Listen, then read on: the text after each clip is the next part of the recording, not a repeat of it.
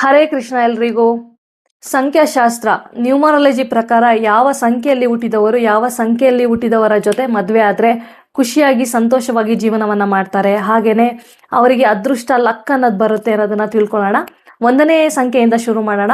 ಯಾರೆಲ್ಲ 1ನೇ ತಾರೀಕು, 10ನೇ ತಾರೀಕು, 19ನೇ ತಾರೀಕು ಹಾಗೆಯೇ 28ನೇ ತಾರೀಕಿನಲ್ಲಿ ಹುಟ್ಟಿರ್ತೀರಾ, ನೀವೆಲ್ಲರೂ ಸೂರ್ಯಗ್ರಹದ ಅಧಿಪತ್ಯಕ್ಕೆ ಒಳಗಾಗಿರ್ತೀರ. ನಂಬರ್ 1 ಅಂದರೆ ಸೂರ್ಯ ಅಂತ ಹೇಳ್ತೀವಿ. ಸೂರ್ಯಗ್ರಹವನ್ನು ನಾವು ತಂದೆ ಹಾಗೂ ರಾಜ ಅಂತಲೂ ಕರಿತೀವಿ. ಈ ಸಂಖ್ಯೆಯಲ್ಲಿ ಹುಟ್ಟಿದವರು 2ನೇ ತಾರೀಕಿನಲ್ಲಿ ಹುಟ್ಟಿದವರು, 11ನೇ ತಾರೀಕಿನಲ್ಲಿ ಹುಟ್ಟಿದವರು, 20ನೇ ತಾರೀಕು ಅಥವಾ 29ನೇ ತಾರೀಕಿನಲ್ಲಿ ಹುಟ್ಟಿದವರ ಜೊತೆ ಮದುವೆ ಆದರೆ ಖಂಡಿತವಾಗ್ಲೂ ಖುಷಿಯಾಗಿ ಸಂತೋಷವಾಗಿರ್ತಾರೆ. ನಂಬರ್ 2 ನಾವು 2ನೇ ಸಂಖ್ಯೆಯನ್ನು ನಾವು ಚಂದ್ರಗ್ರಹ ಅಂತ ಹೇಳ್ತೀವಿ. ಚಂದ್ರನನ್ನ ತಾಯಿ ಹಾಗೇನೆ ರಾಣಿ ಅಂತಲೂ ಕರಿತೀವಿ. ತಾಯಿ ತಂದೆ ಒಂದಾದಾಗ, ರಾಜ ರಾಣಿ ಒಂದಾದಾಗ ಖಂಡಿತವಾಗ್ಲೂ ಖುಷಿಯಾಗಿರ್ತಾರೆ. ಹಾಗೆಯೇ ಮುಂದಿನ ದಿನಗಳಲ್ಲಿ ಬೇರೆ ಸಂಖ್ಯೆಗಳ ಬಗ್ಗೆ ತಿಳ್ಕೊಳ್ಳೋಣ. ಎಲ್ಲರಿಗೂ ಒಳ್ಳೆಯದಾಗಲಿ.